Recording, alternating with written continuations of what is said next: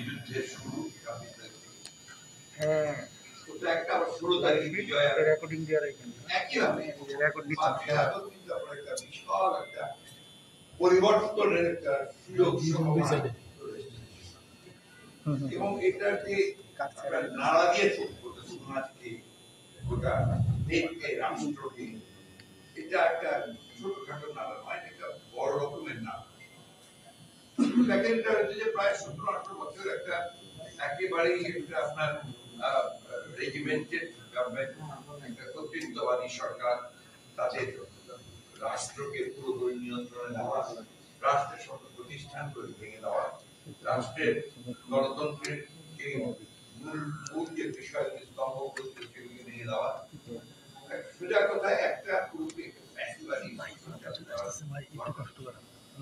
সেই ক্ষেত্রে দীর্ঘদিনের আন্দোলন হয়েছে, নির্যাতনের হয়েছে,